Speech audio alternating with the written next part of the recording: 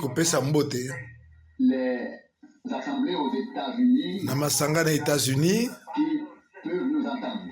oyo bakoki koyoka biso. Très performant que nous avons reçu par l'intermédiaire du frère Perry Green. Tozwi ndeko na biso Peregrine. Les assemblées peuvent écouter cette prédication dans toute l'Amérique en même bakoki temps. koyoka lite yo wana na Amerike na ngonga moko wana Côte ouest de Vancouver jusqu'au tina bakote ouest de San Jose. na kuna na ba Saint José na Los Tous Angeles les groupes na qui groupe sont nyonso oyo à Freeport, na Freeport Arizona, tous na Arizona attendent banso la venue du Seigneur et bakoki koyoka ceux qui sont à Tucson, à Sierra, bo nyonso baza na Tucson à New York, na Sierra Leone na New York bipai biso Le bazali Seigneur vous bénisse tous. bazokozela koya na nkolo apambole bino banso Ici ce soir, dans ce magnifique état de Louisiane. tokoki lite oyo na eta oyo ya Louisiana. On se moque un peu de vous ici à cause de la façon dont vous parlez l'anglais. bazo kosemoke na lolenge bozoloba anglais La façon dont ils parlent. ndenge ndeko Branham azoloba anglais kuna Eh bien, cela me fait plaisir pour wana moi, ezosapesa ngai esengo vrai anglais. mpo na ngai eza anglais ya solo.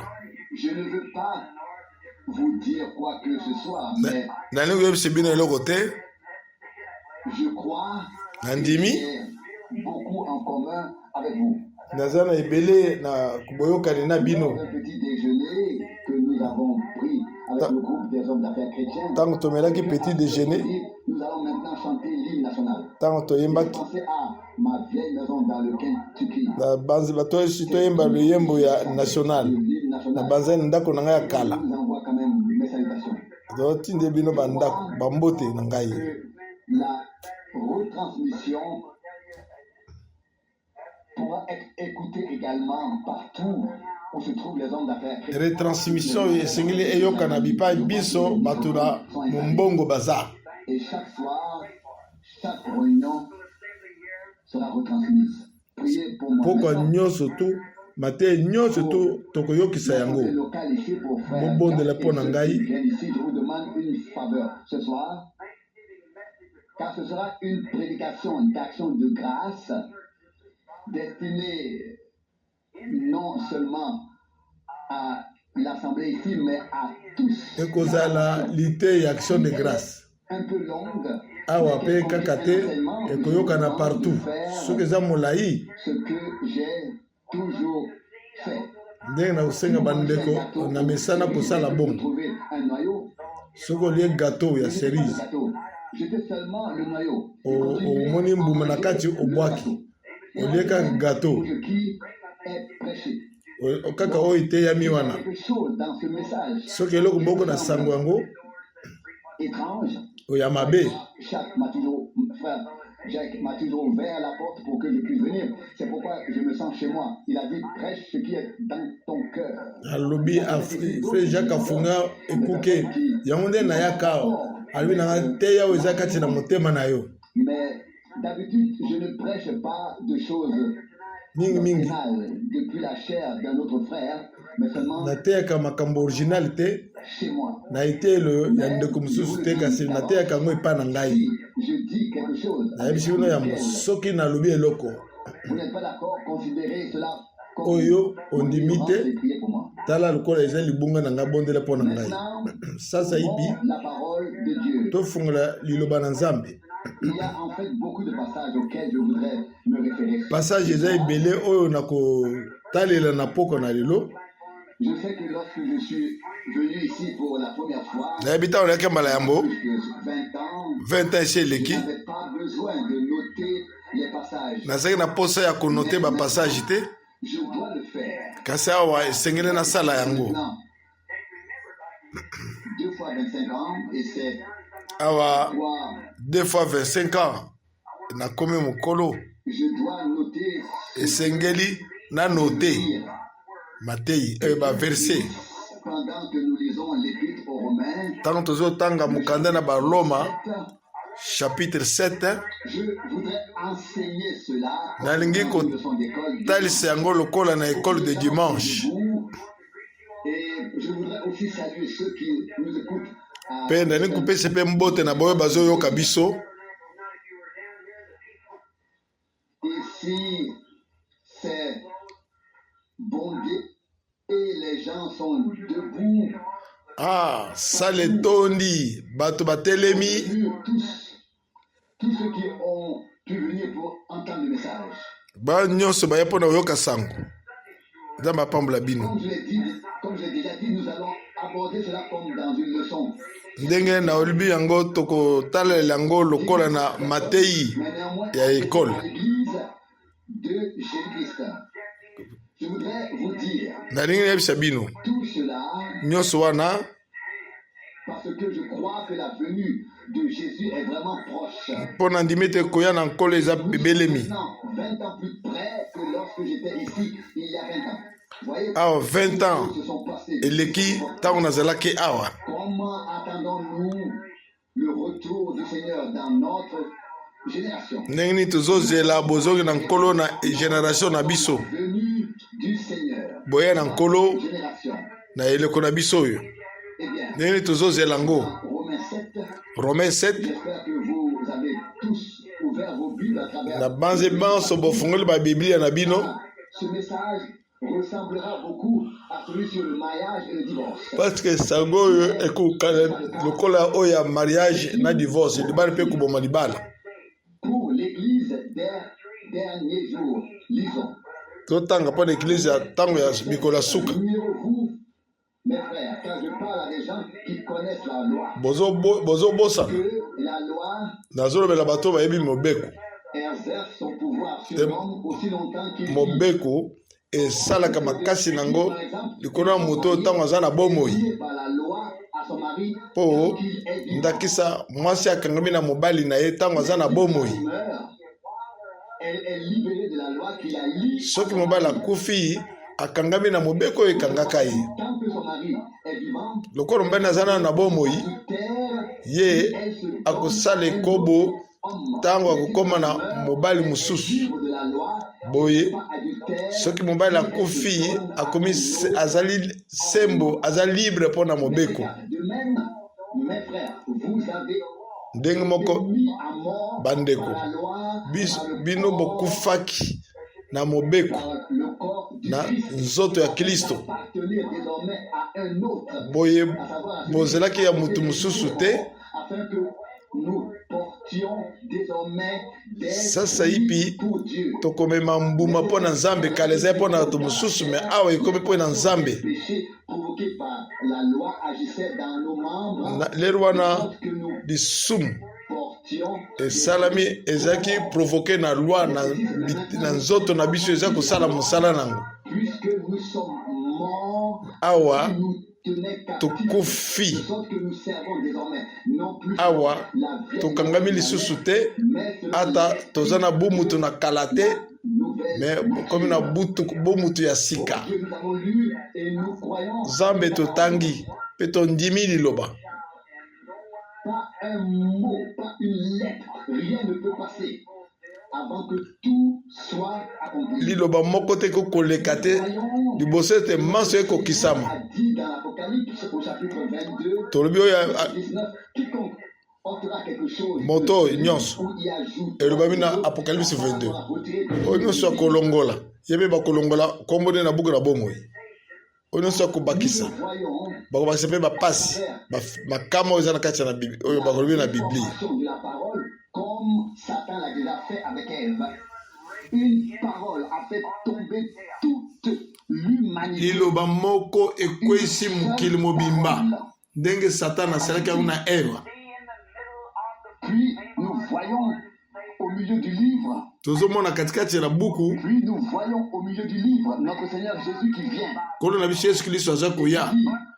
Matthieu 4:4 l'homme ne vivra pas de pain. Matthieu 4:4 moto akobika bobele na kwanga te kasi akobima na maloba nyonso ekobima na monoko na Nzambe. Dans le dernier livre de l'Apocalypse, na mokanda suka Apocalypse oyo ya Yesu Kristo. Apocalypse 22 verset 19. 22:19 nani oyo akobakisa makambo On oyo en retirera quelque chose. ata Sa oyo akolongola part sera retirée na du makambo beaucoup. oyo Oh Dieu, par nebe nous bakolongo savons mpe na combien nous buku sommes faibles et nous savons kolo que nous toza n'avons bato ya qu'une botawa courte vie sur terre.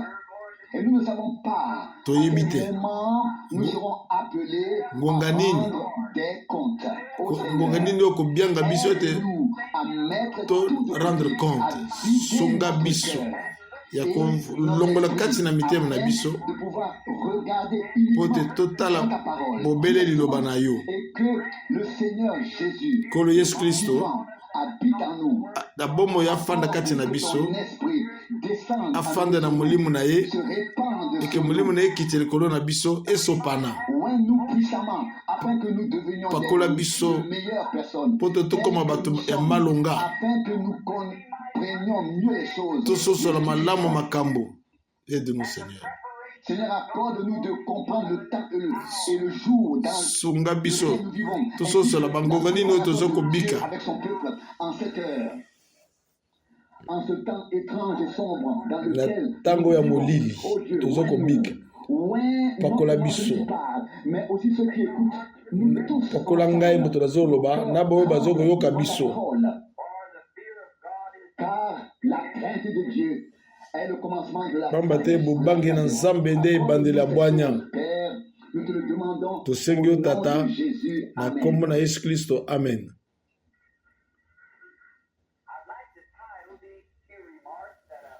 Je voudrais introduire les remarques que j'ai à faire. nalingaki Thème tiré des passages bibliques. nasala baremarke Pour na makambo oyo nabendi na biblia le message.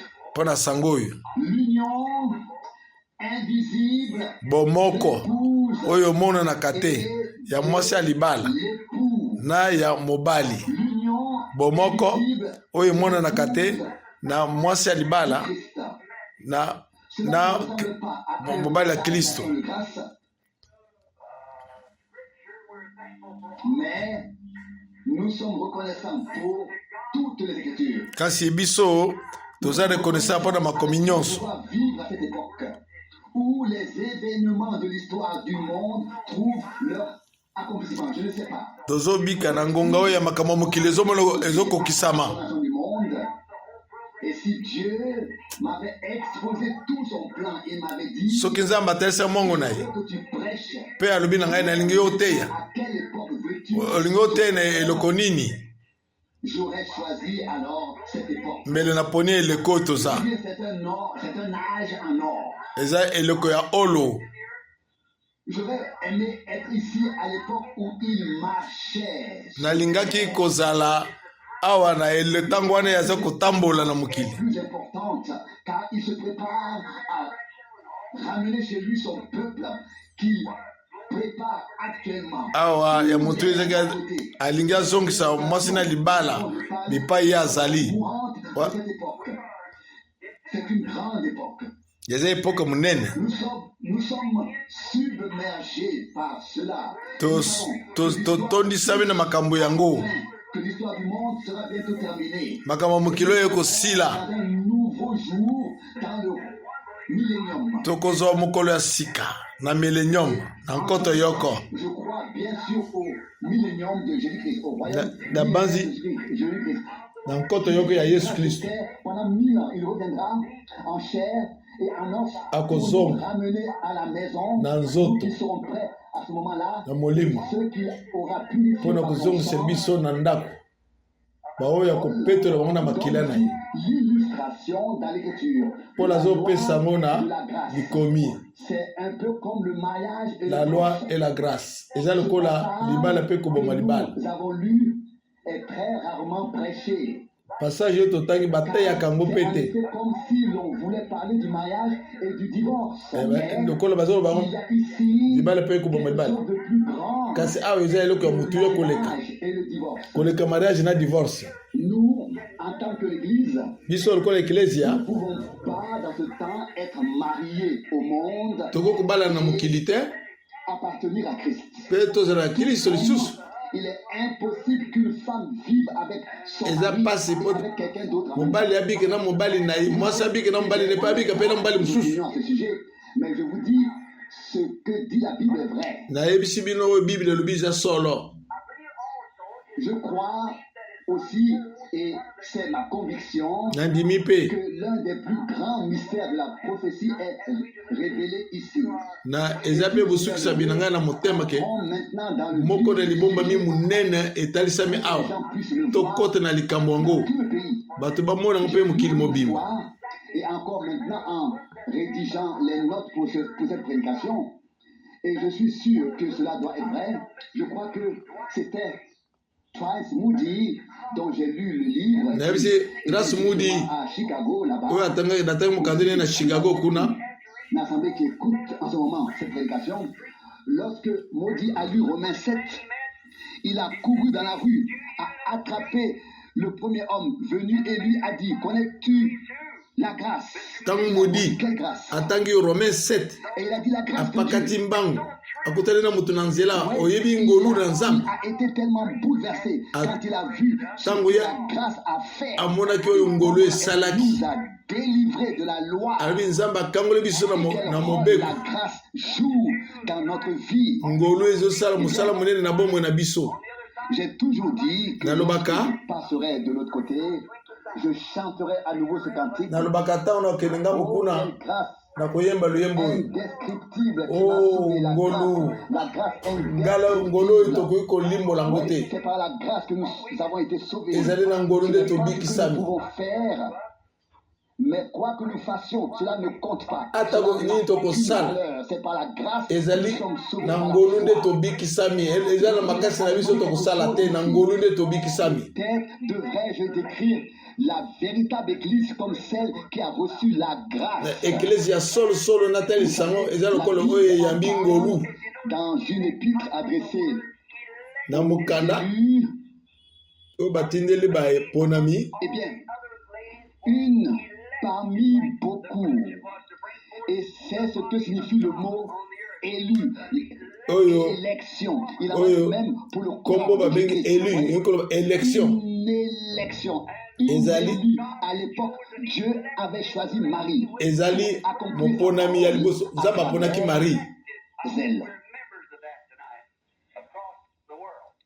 J'espère que vous comprenez ce dont nous parlons. nayebi bozososolo tozolobela L'illustration que je vous donne nous montre le lien entre oyo l'épouse nazotalisa et bino Christ. ezotalisa bomoko kati Kristo na eklesia na ye.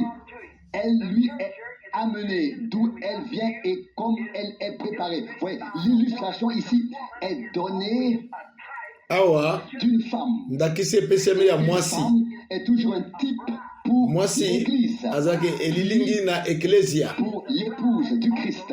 eza lokola mwasi ya Nous parlons ya ici de Kristo l'épouse de Jésus-Christ. tozobela ntina mwasi na libala ya Kristo. Toujours, si vous prêtez attention, So bokebi si mingi vous observez la condition et le comportement des femmes, bokomona etamboli na basi où en est cette assemblée. bokososola lisanga yango De ekomi telles wapi. remarques peuvent sembler étranges, mais elles sont Kasi. un compliment au message que eza Dieu lokola a étrange transmis de mais la part de yango Dieu. nde Si vous ekotatola observez sango tout oyo dans le naturel, vous verrez également le lien ntango avec bokotala le spirituel. na naturel bokomona Si vous voyez le ndenge nini ezobala na oyo ya molimo.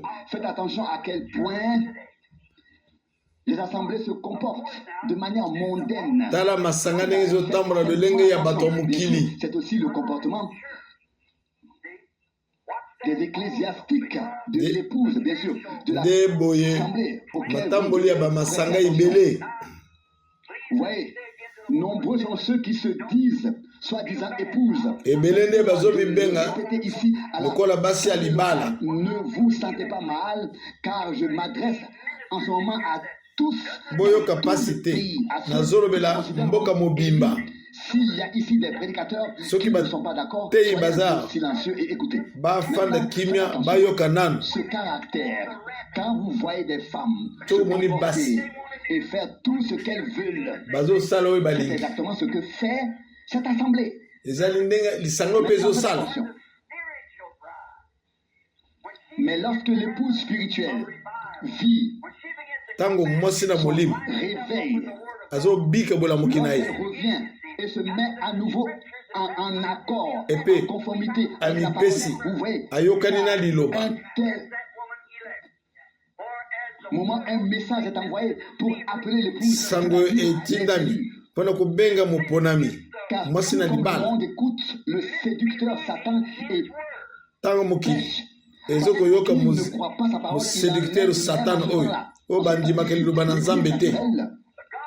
Avec ces intellectuels, ces prédicateurs de Na ba intellectuel oyo te ya sango malamu oyo. détournent de la parole parce qu'ils en ont fait un évangile social. Bango basali yango évangile social. Voyons-nous les femmes dans la rue, elles appartiennent certes aux assemblées, mais comment se comportent-elles? Basi oyo baze ya masanga kasi bazotambola ndenge nini? Et que font-elles? Elles se Bazo rendent sala nini? directement au conseil œcuménique. Bazo kende na conseil écuménique. Qu'elles ne peuvent. Cela a été prophétisé et c'est ce qui se passe actuellement. Wana esakolami yango nde ezoleka na sasa ipi. Spirituel de ce groupe Kasi de ezali personnes molimo. qui ont été appelés à sortir, qui ont été Batoyo élus, choisis. babengamaki na kobima oyo baponamaki. Ces personnes ont été appelées à sortir à l'époque de Martin Luther, Babengamaki babima à l'époque de na John tango ya Wesley. Martin, Il en a été de même na tango ya lorsque John le Wesley, mouvement pentecôtiste a commencé. Mais ensuite, na ils sont moment oyo bapentecôtiste cependant, babandaki. le reste, c'est toujours laisser mettre en accord et en conformité avec la parole de Dieu. Bamitika koyokana na liloba na Les Nzambe. hommes doivent être prêts à recevoir le message donné Bato par Dieu esengeli et à se babelema mettre en mpona accord koyamba. et en conformité avec la Sango oyo parole de Nzambe Dieu. atindi. Vous voyez, mais seuls les élus le font. Les Mobele. autres ne le font pas. Baponami bakosala. Il en a été Oyo baponami te bakosala yango te. à l'époque de Wesley. Na Il en a ntango ya été Wesley, ainsi lors du réveil pentecôtiste. ezalaki bongo. Oui, seuls Ntango les élus Wesley de aza Pentecôte koteya. l'ont reconnu. Ntango bapentecôtiste baza koteya. Formé des Ntango dénominations. oyo wana balambukaki baza koteya. Baponami baza koyoka. Prenez garde. Bokeba. Lorsque Dieu tente de mettre les hommes en accord, en Ntango conformité Nzambe avec sa parole, azoluka il ete envoie un message ayokanisa bato pour les kolakisa amener liloba na ye azotinda sango. Bien sûr, vous voyez, nous le voyons dans les familles. Tozomona na bambobota. Et parfois tout va bien dans les familles pendant des années et des Tam années. susu Soudain, batambolaka bien. il arrive quelque chose Mais soki eloko moko on dit ye dans le langage courant où il ne pleut pas seulement, mais où il pleut à verse. Vous voyez, So, tout se tam passe susu, de telle manière que mbula ebeti te, tam susu et la ebeti nuit ebele. et les contraires apparaissent.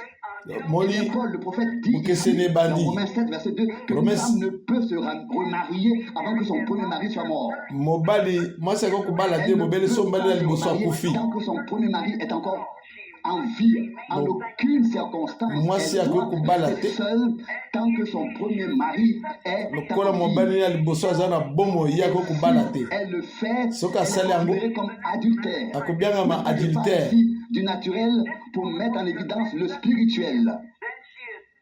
Car si une femme commet un tel péché, Soki elle est mwasi coupable asali lisumu boye d'avoir deux maris vivants en même temps. aza Elle na a donc mibali perdu mibale ntango ye aza na bomo foi devant Dieu et devant le ciel. Elle na lubango liboso ya a Nzambe. été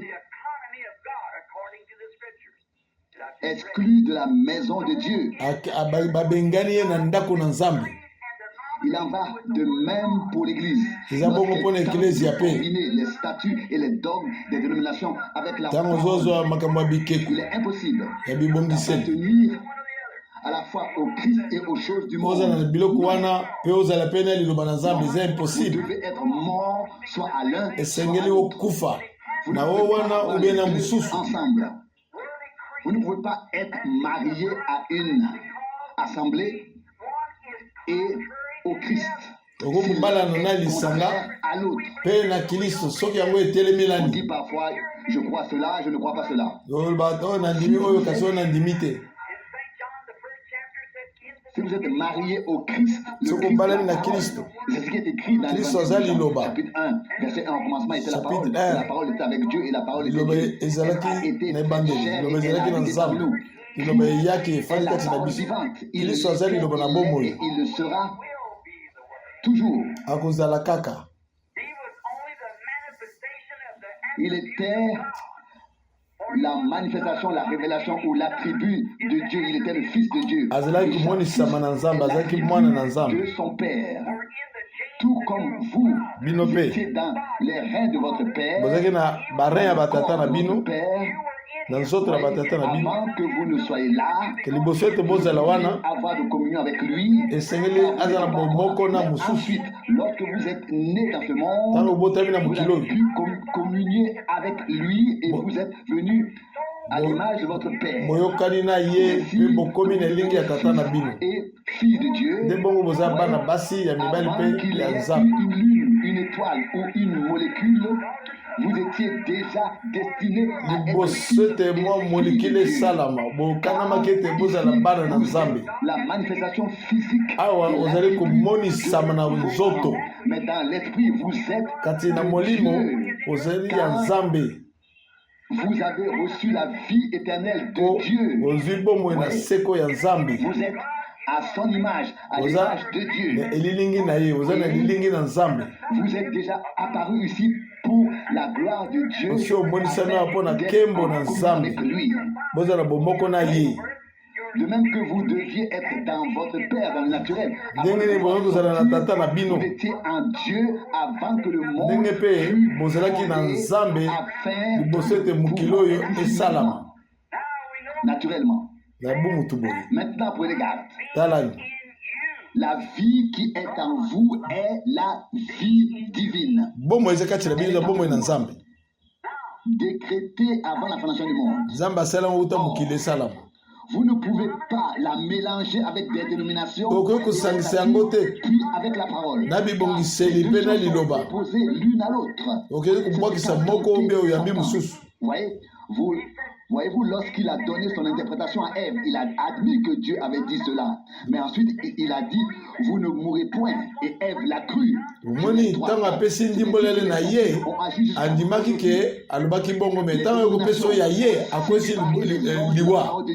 Jésus n'a-t-il pas dit en son temps, dans Marc 7, verset 8, vous observez les traditions des anciens et vous avez aboli la parole de Dieu,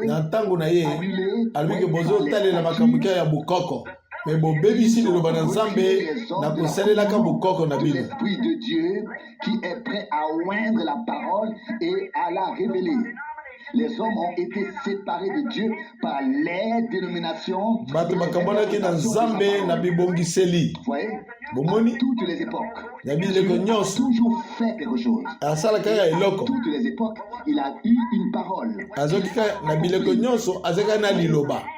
Il en est de même à notre époque, comme le corps humain. L'œuvre de Dieu s'est accompli à travers les âges. Dieu s'est révélé comme Jéhovah. Puis ce même Dieu s'est révélé comme le Fils Jésus-Christ. Jésus-Christ. Vous voyez, pour chaque époque, pour chaque âge ou génération, Dieu a déterminé sa parole. Vous voyez, comme dans la création, Dieu a d'abord créé la vie végétale, puis la vie animale, puis la vie humaine, et plus haut. C'est ce que Dieu a fait avec et ainsi, l'épouse a été appelée à sortir, à mener toujours plus loin, et à chaque parole, on pénétrait plus profondément dans l'écriture jusqu'à ce que la tête, le Christ revienne. Au Christ, la parole, elle ne peut pas être mariée en même temps à une assemblée ou à une confession. Non. Elle peut être mariée à l'un ou à l'autre. Les deux ne sont pas possibles. L'un est envoyé par Dieu, l'autre est fait par les hommes. Humaine soit mensonge et que ma parole soit vérité. Tout comme la grâce et la loi s'opposent, ces choses s'opposent. L'un doit mourir pour que l'autre puisse vivre. Si l'on tente de mélanger les deux, oh, Réfléchissez-y. bokanisa malamu. Vous à New York, vous en Arizona, Bino to New York, dans toute la nation. bito batu ya Arizona, Réfléchissez-y. na bamboka nyonso. Dieu dit ici, si une femme vit avec deux Nzambe hommes en alubia. même temps, Soki elle mwasi est azobika adultère. na bato mibale na ngonga moko azosala ekobo. Non. Dieu prendra-t-il une femme adultère? Nzambe akozwa mwasi ekobo Ira-t-il avec elle? akosala na ye? Non. Et ses enfants, si elle est adultère, ses Soki enfants aza sont-ils différents? adultère aboti bana Ils sont ebele illégitimes. azali baza ba illégitime baza bana ya Ils sont Nzambe te illégitimes envers Dieu. Car ils sont abazali mélangés avec le monde. ya Nzambe te. Quelle image ici Elilingi nini awa? sur le chapitre 3 de l'Apocalypse, dans l'âge de Chapitre l'église de la 3 pensée. de l'Apocalypse. Na ileko ya Laodike, ya Laodika, Mélanger dénomination. ya bibongise. Et pourtant, ils agissent comme s'ils étaient chrétiens. Batona ya Laodika bazosala lokola bazaki ba Kristo. L'apparence de la piété. Baza na libanda ya bonzambe. Kasi bazowanga na nguya nango. Dit le prophète. Ndeko pusakoli Paul alobi. Le mariage est la plus ancienne institution du monde. Libala ezali oyo Nzambe atiaki ya kala. Le jardin d'Éden Uta jardin d'Eden, Nzambe atiaki yango. a reçu un caractère qu'elle ne doit pas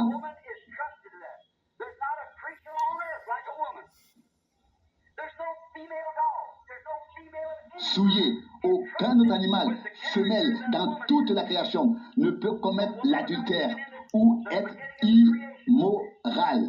Nyama nyonso to kozala Mais Dieu ekobote. savait que la femme tomberait. Nzambe ayebaki ke mwasi Aucun akokweya. animal ne peut commettre l'adultère. Kasi mobali moko te akokosala ekobo. Si elle avait été dans la création originelle, Soki cela n'aurait pas été azalaki na possible. Mais création ebandeli elingaki esala mabongo te. Kasi lelo ezwamaki na Adam. maintenant, Dieu lui a confié quelque chose. Nzambe apesi ye eloko Elle doit s'y tenir. oyo Elle a asimba un caractère. azali Elle ne na doit pas. ezaleli. Si elle le fait, elle est coupable pour toute sa vie. Soki Même si asala elle yango le mabe fait, et si elle azali reçoit le pardon, coupable na elle bomoi ne na ye sera mobima. pas justifiée. Kasi akoki kozwa bolimbisi kasi lisumu na ekoki kolongwa te. Pardonnée, mais elle ne sera pas justifiée. Akoki kolimbisama kasi akoki lisumu na ekoki bakoki kolongola yango te. Mais pas justifiée. akozala Son justifie corps te. lui a été donné par Dieu qui doit lui être consacré. Nzoto na ye bapesaki yango na Nzambe esengeli ezala ya bule.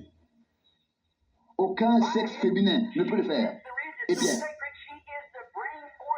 son corps est ainsi consacré car elle doit donner une nouvelle vie. Nzoto na ye eza consacré ya mwasi po esengeli apesa bomoi mosusu. Pourquoi ce corps lui a été confié? Depuis yango bapesaki nzoto yango. Vous, théologiens, Bino bato ya théologie. c'est toute la race humaine qui a été souillée. Eza race mobimba ya bato Elle ebindeli a sami. déjà donné naissance à des jumeaux au commencement. Kasi apesaki bana mibale na ebande. Deux personnes Ma ou passe. deux naissances.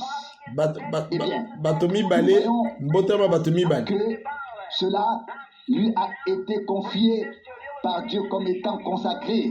Wana tomoni ke Elle ne doit pas Nzambe apesaki le souiller. ezalaki consacré akoki koyokisa akoki kombindelisa yango te. J'ai seulement dit, voyez, vous, je parle ici de l'Église et du Christ. Awa nazolobela mpona eklesia na Kristo. Cela lui a été donné pour donner la vie. Wana apesaki yango po apesa bomoi. Du germe, mais la vie vient toujours de Dieu. Toute vie Nazoloba bomoi nyonso to eutaki pa Nzambe. pervertie, la vie, l'origine de la vie est en Dieu. Bomoi Elle na vient de Dieu. vie origine nango eutaka na Nzambe. Il y a trois choses ici. Napesi bino makambo misato awa. Gardez toujours l'Église à l'esprit pendant que je parle encore ici de la Botaleka eklesia na molimo ntango nazolobela bino makambo misato oyo. a une force vertueuse qui lui a été donnée par le Seigneur. Eve mwasi aza na force oyo Nzambe vertueuse La femme oyo Nzambe apesi yako kobebisa te. et personne d'autre n'a reçu ce que la femme a reçu. Mo- Cette force vertueuse. moto mosusu azwi te oyo mwasi azwi. Elle doit le confesser à son mari. Soki asali yango bongo te esengeli atatola yango akonfese liboso ya mobali na ye. Pas aussi devant Christ, partout où elle a mal agi, le confesser.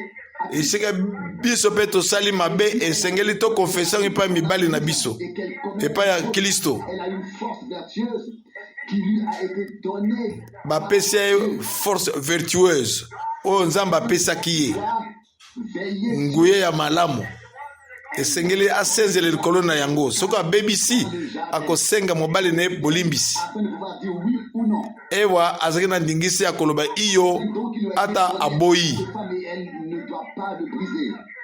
Regardez, akoki kobebisa oyo Nzambe apesi ye te. quand les hommes regardent les stars de cinéma et voient certaines choses, ils pensent qu'une femme qui se comporte ainsi a un mauvais caractère. Elle a beau être vertueuse, Tango bato batalaki basinema bamonaka mwasi boye bamoniki mwasi oyo azala karaktere ya mabe. dès qu'un homme embrasse une femme, il a déjà en partie commis l'adultère. Tango moto aembrase mwasi apesi ye bizu asi asali adultère ekobo en partie. Des choses terribles qui ont émané d'Hollywood et se sont répandues. Makambo nyonso tu ya mabe euti na Hollywood epanzani mokili mobimba. Tout soit-il corrompu jusqu'à l'extrême. Nyonso tu ebeba ti suka Vous voyez, bomoni il est dit, il en sera ainsi dans les derniers jours. ekosalama boye na mikolo na suka. Gardez toujours l'Église à l'esprit. Avec quoi marche-t-elle? Boye botala kaka likambo oyo botala l'église. Église ezotambola na nini? Vous voyez, à travers toute l'éducation, à travers tous les programmes scientifiques, Botala baéducation nyonso baprogramme nyonso scientifique. et à la parole de Dieu, tout le système de civilisation est absolument antichrist. Système nyonso tu basivilisation etelemeli Kristo. Tout est orienté contre Christ. Nyonso tu bazosala C'est fait. bazotalisa yango kotelemela Kristo. Une civilisation sans mort, sans toutes ces choses. Cette civilisation moderne a été amenée là par Satan.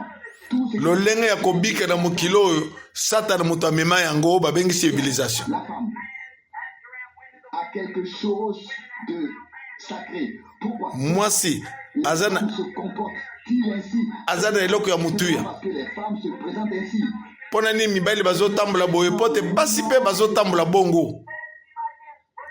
Peu importe ce qu'elle dit, même si elle est fidèle à son mari, aux yeux de Dieu, elle est Atako nini azosala ata azali fidèle na mobali na ye na miso na Nzambe aza mbindo. une femme pour la convertir a déjà commis l'adultère Bible elobi oyo kani akotala mwasi mpona kolula ye asi asali ekobo. dans le monde. Elle a reçu une vertu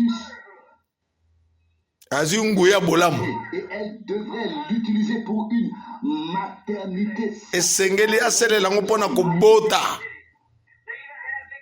Eh bien, dans certaines villes, Na bangomba mosusu de grandes fêtes, basalaka bafeti minene. beaucoup de membres de communautés religieuses, ils vont tous ivres et puis les clés des chambres sont mises Banso dans les récipients et chacun bazali balangwe masanga il choisit bazwi bakle ya bashambre bapesi basi wana nsima na masanga bake kokutana na bango. et l'église est tout aussi mauvaise. Elle commet l'adultère avec tout ce qui se présente à elle Eklezia mpe aza mabe à la part. azosala ekobo na nyonso to ezokotelemela liloba na Nzambe. Tout est bien, même l'éducation. Ce n'est pas que je sois contre tout. Natelemi l'éducation te. Non, Voyez-vous, bomoni nous devons nous habiller. esengeli kolata Dire, car les Malam. existent au commencement.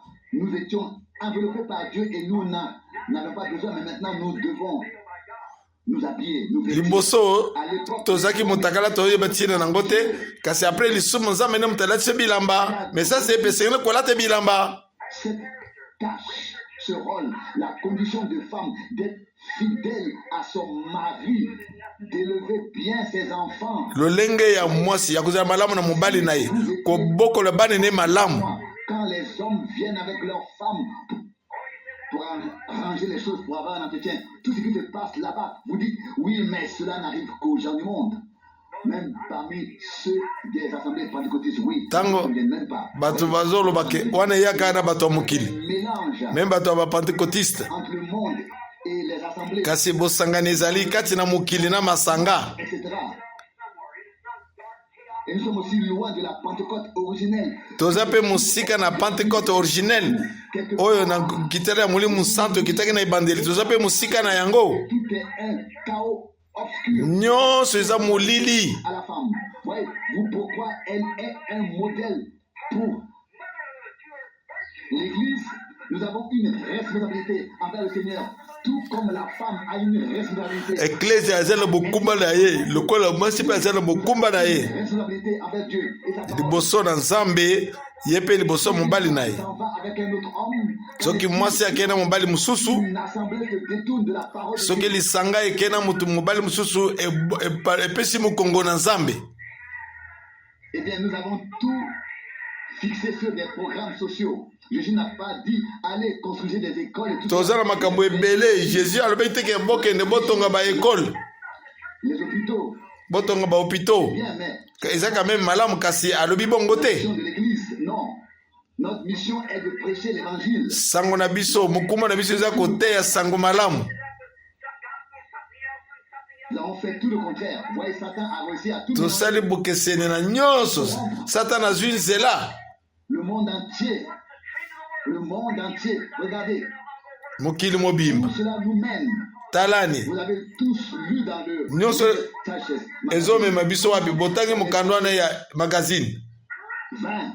Les gens atteignaient la ménopause ou l'âge mûr avant d'avoir 30 ans. Bato bakomi kozwa ménopause na 30 ans. Or bazozwa âge mûr. Eh bien, qu'en est-il de l'Église? Kasi eklezia nini yango iza? Elle est dans la même situation. Eza pe ndenge moko. C'est un type.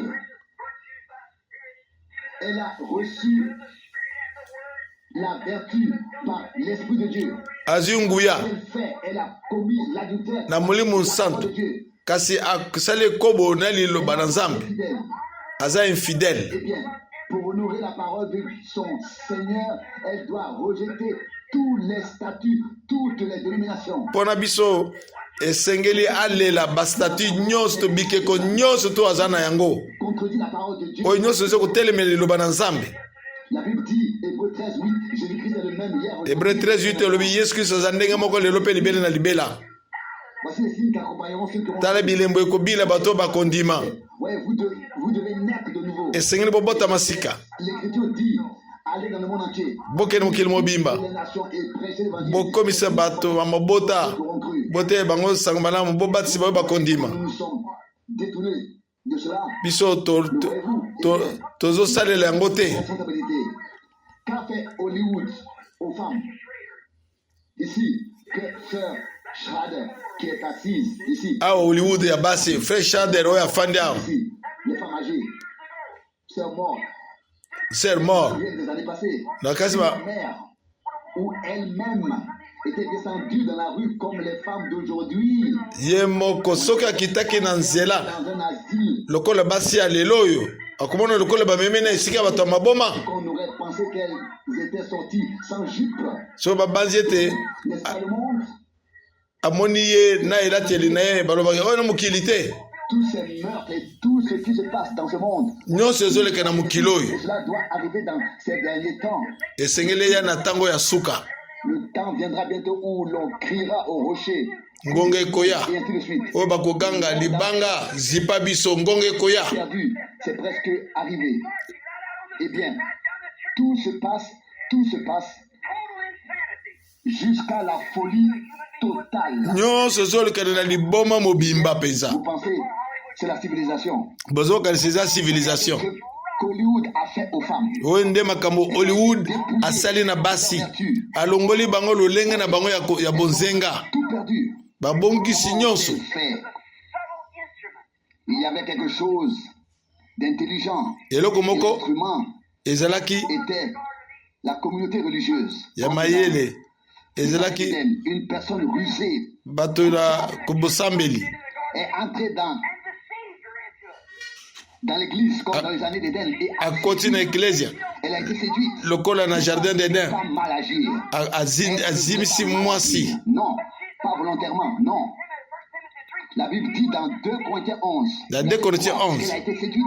Bible elobi azalaki séduite ezalaki volontaire te volontairement te azalaki séduite Elle a été entraînée. bamemaka Elle a ye été séduite par la télévision, par les magazines, bazalaki aséduire ye na batelevizio na bato na elateli ya bato par les images, omona les bililingi filles modernes. ya bana basi ya mikolo oyo Regarde tout cela et voit les vêtements. tala bilamba na bango babengi ya kilelo Regardez tous ces instruments tala bilamba nyonso wana bazolata étaient mis parmi le peuple par lesquels les gens sont séduits. Ils sont morts et ne le savent pas. bakufi kasi bayebi yango te Ouais, comme ils ont tout perdu. lokola babungisi nyonso Je veux que vous y prêtiez attention. lelo nalingi bokeba mpenza Si vous voulez le lire, Jésus a mentionné que cela se passerait ainsi. yesu so bolingi botango yesu alobaki yango ekoleka na bongo Avant la crucifixion, dans l'évangile de Luc, chapitre 23, verset Luc 27, 23 verset 27 lorsque Jésus était en route vers Golgotha, ntango yesu azalaki na nzela na golgota 23, 23 27, verset 27 verset 27, Luc 23. Luc Une 23 grande foule le suivait. ebele bato bazokolanda Des ye femmes basi qui se lamentaient et pleuraient sur lui. baza kolela likolo na ye Jésus se retourna vers elles. yesu abaluki mpa na bango alobi Jérusalem, bana ya sur israele moi, mais pleurez plutôt sur vous-même, bolela sur vos enfants. mpo na bino mpe mpo na bana na Les bino jours viendront. mikolo ekoya Dira, heureuses les stériles, oyo bakoloba ete esengo na mwasi abotaka te enfantés, et qui n'ont pas allaité. oyo bamelisi bana na bango mabele te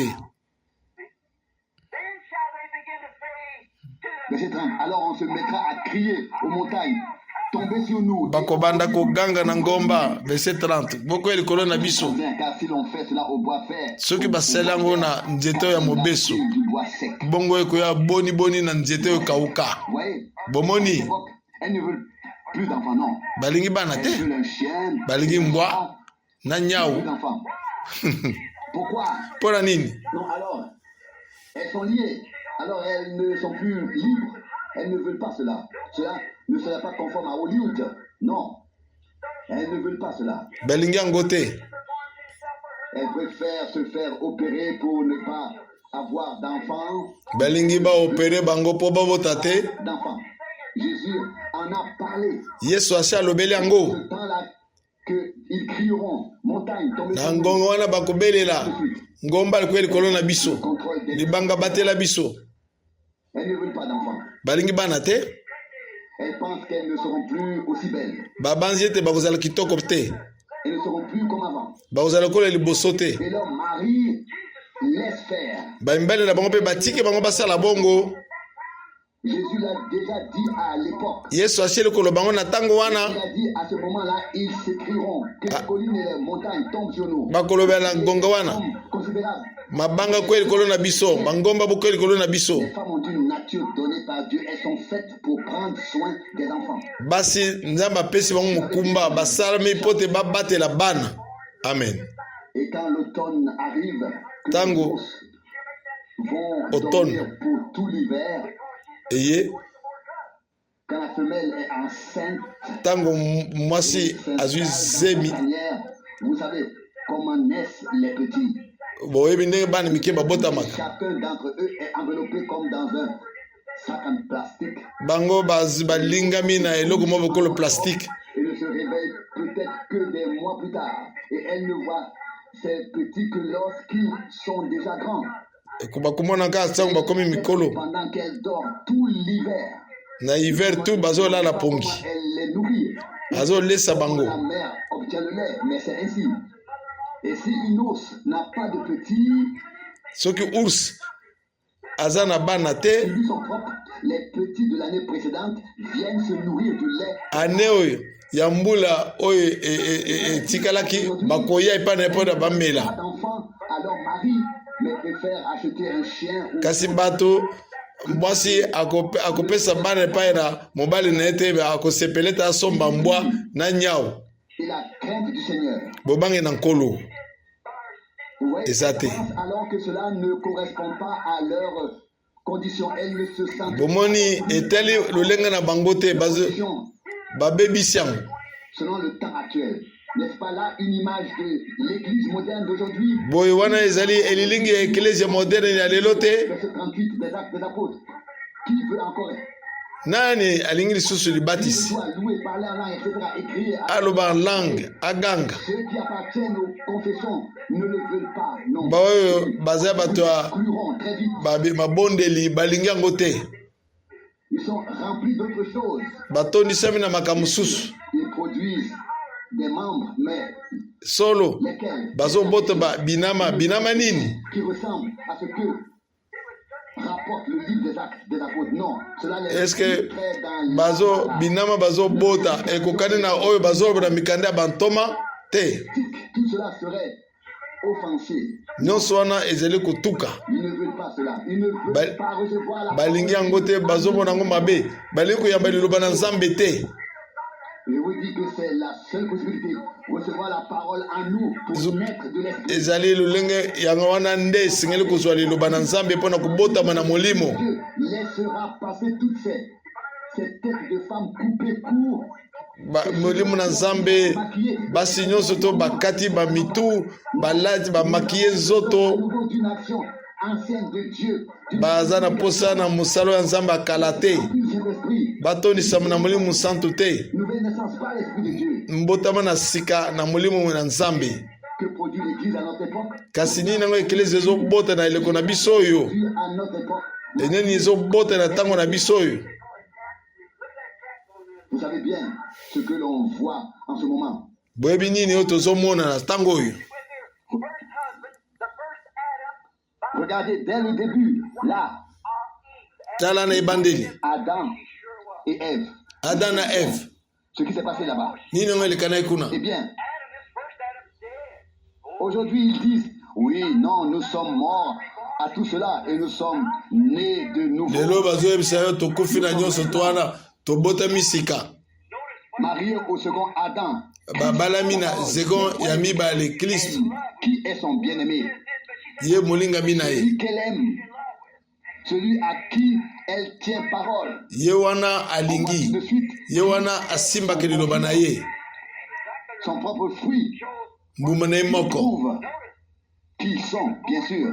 Maintenant, écoutez bien. kasi boyoka D'abord vient la naissance naturelle. mbotama na ya bomutu Et on ye aime le monde.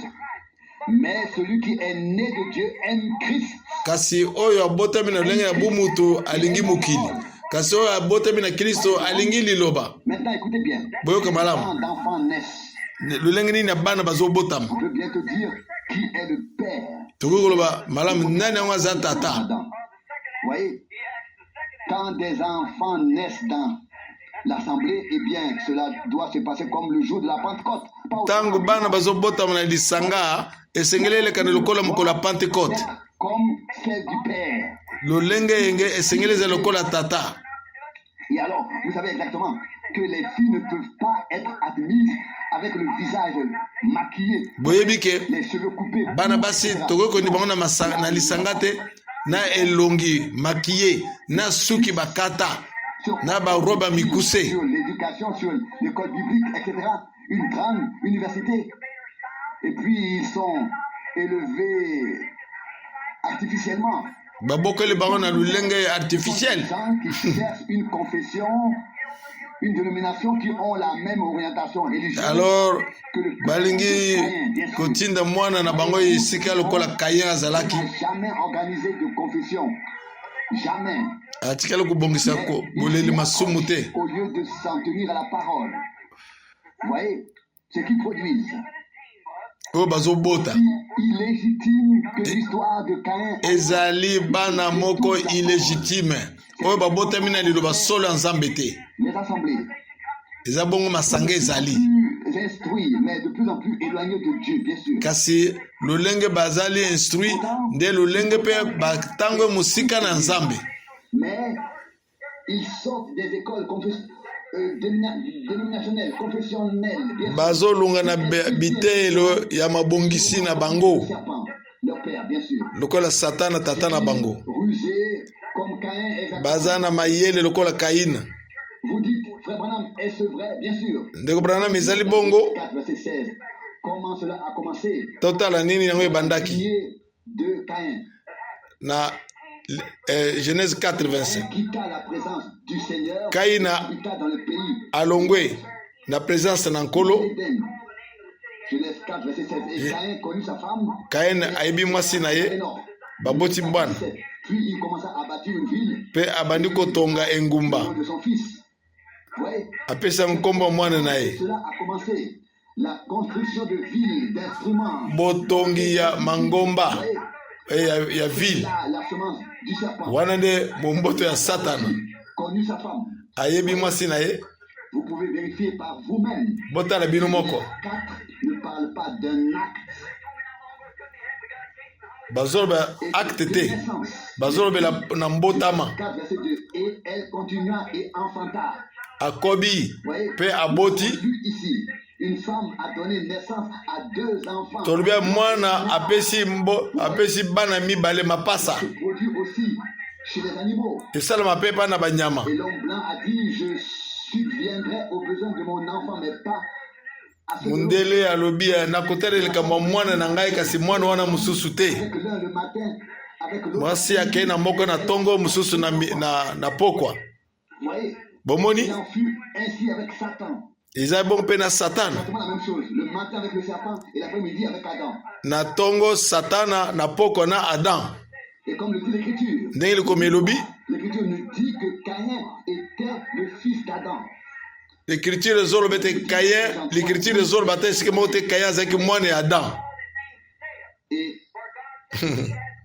alors il connut sa femme et elle enfanta Seth. Et ayebi mwasi na ye pe aboti Seth. Connut sa femme et elle enfanta Seth. Il a donné une naissance, une semence à la place d'Abel. Alobi ya Nzambe pesi mumboto ne sike ya Abel. Et on l'appela Enos. Et alors, Mususu babengi Enos. quel est le nom du Seigneur? Kombo nini ya nkolo? Genèse 4, 26. Voyez, Genèse 4, 26.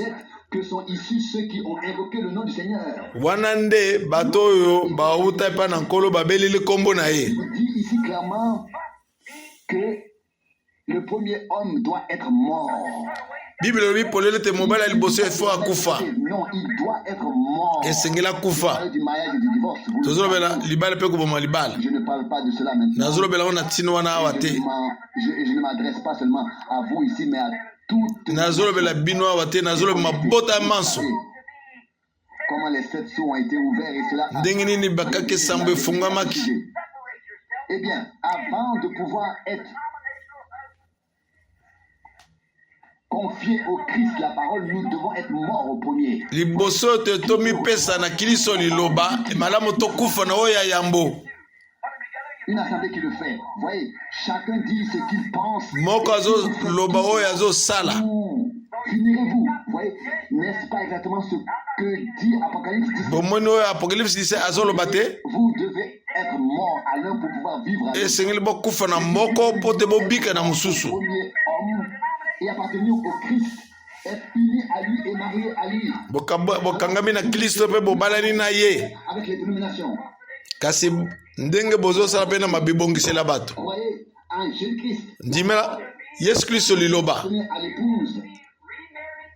Vous êtes pour être dans l'épouse. Bino bosalami pote bozala mwasi na libala ya Kristo. Et la parole était avec Dieu. Bandeleza liloba. Liloba ezalaki na Nzambe. Liloba ezalaki Nzambe. Que vous vous accrochez aux traditions des hommes et aux dénominations. Pona nini bozo kangama na bibongisela na bato na matei na bato. Par la parole de Dieu. Tant que vous cherchez encore des dénominations, lokola bozolo ke bibongisela na bato. Bozo boanga na lilobo ya bino. l'adultère spirituel. Bozo sala kindumba na molimo. Ekobo na molimo. Pas servir 2 maîtres à la fois. Boki kosalela bato mibale elongo moko te. Maman. Matthieu 6. Okosalela Nzambe te na mamo te. Matthieu 6. Soit vous aimez Dieu, soit vous aimez le monde. Et quiconque aime le monde et aime les choses du monde n'a pas l'amour. Oyo nyonso to alingi makambo mukili azana bolingo na Nzambe te kati na ye. Si c'est l'amour de Dieu, ce n'est pas l'amour du monde. Si c'est l'amour du monde, Soki bolingo na Nzambe ekozala bolingo ya mokili te. Soki za bolingo na Nzambe ekolinga bolingo ya mokili te. et de toutes ces choses qui ne sont pas respectées. nyonso toyo limieme eza te mpo na nzambe esengeli kobwakisa yango. Établi par les hommes. Non, ce n'est pas possible. Que dit Paul dans Romains 7? Vous ne pouvez pas engendrer des fils de Dieu en tant qu'assemblée si vous faites partie d'un groupe confessionnel. Alobi boye boko kobota bana na nzambe te lokola lisanga soki boza bato ya bibongiseli baza bana nzambe te. Mais vous prétendez être religieux. Kasi ata kobongo bozobeta tolo ete bosambelaka. La prostituée, Ève, etc. Ils étaient tous religieux. Nyonso bazosala ki prostitution bizwazwa nyonso twana eza liloba na nzambe te. La révélation de la parole est la seule chose qui vous permettra de zokande emonisi na liloba na nzambe nde eloko moko ekopesa bino nzela ete bozala kati na eklesia na nzambe mosi ya libala ya Kristo. la foi est une révélation. Kondima ezali emoniseli. Vous a été révélé. Abel a offert un sacrifice agréable à Dieu par la foi, par la révélation. Abel apesaki mbeka na revelation nzambe ayambaki ye. Kasi Kain akanisaki azaki na revelation to apesi bambuma banana akanisaki ke kuna nzambe akoyamba wana eza mumboto na Satan. Maintenant, prenez garde. Bokeba Les Écritures, depuis Genèse jusqu'à l'Apocalypse, ont été révélées. makomi uta Genèse na Apocalypse efungwamaki. Qu'en est-il de l'épouse? Les Écritures sont exposées devant vous. Pona mwasi na libali nini ezali makomi etalisami liboso na biso. Croyant en la Bible et être ensuite impliqué Kondima na Biblia pe sima na kokota makambo ya Biblia. pour que l'autre vive. Soit vous portez en tant que fils et filles de Dieu les fruits de la parole de Dieu. To mema lokola bana na nzambe to bota pe mbuma na nzambe. Soit vous appartenez à une assemblée dénominationnelle et vous ne les avez pas. Là-bas, ils vous serrent la main et disent, vous les avez. Bozali bato ya bibongiseli boke kuna bapesi bino mbote balobeli bino no maloba bozana yango. Sont-ils remplis de la sagesse et de la connaissance? Est-ce que batondi sami On voit leurs gens à l'école pour qu'ils apprennent à dire Amen. batindi bana na bango na ba école batondi sami na mayele na bato mokili po bana na bayokola koloba amen. À donner, c'est exactement comme Ève. Lorsqu'elle n'a pas cru à la parole, ezali bongo lokola Eve ntango andimaki liloba na nzambe te est tombée, nyonso to ekweyaki ruinée. ebebaki. Il en est de même. Eza ndenge moko L'Église, eklesia lorsque les assemblées envoient leurs membres à l'école biblique, ntango assemblée ezotinda bana na bango na baekole biblique Dieu, qu'un autant sur une nuit égyptienne, bayebi makambo pe te et on leur livre de prière, mais ils ne connaissent pas la parole de Dieu. Vous voyez? bayebi kaka makambo na bango ya prière bamikanda ya prière kasi liloba na nzambe bayebi yango te.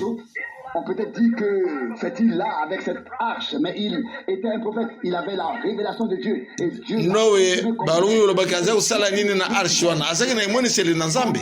hors d'Égypte, Dieu s'est révélé à son prophète. nzambe azokamba bana na ye libanda na Egypte nzambe azokomitalisela mosakoli na ye. Ne parle plus, sinon nous mourrons pas. Parle-nous que Dieu te parle. Exode 20, balobi biso te ke nzambe alobela yo kaka 15.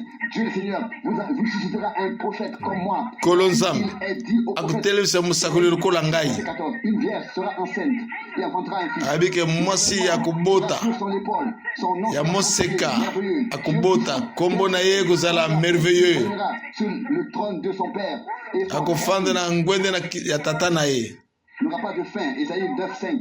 ekozala na suka te. Ezayi 9:5 Cela s'accomplit, cela dépasse tout ce que nous wana ekokisami eleki oyo nyonso tokoki kososola théologie biblique oyo nyonso ya bateologie nyonso tonaki kosimba te avait été prédit. Pour nyonso to esakolamaki. vous voyez tout cela, alors vous voyez juste dans 1 Jean. soki bomoni nyonso to wana bozomona malamu. Vous aimez le monde et les choses du monde. L'amour de Dieu n'est pas alobi soki bolingi mokili bolingo na nzambe eza kati na bino te entraîné par Hollywood. bomemami na bambekambo ya mokili Hollywood. La religion, bien sûr.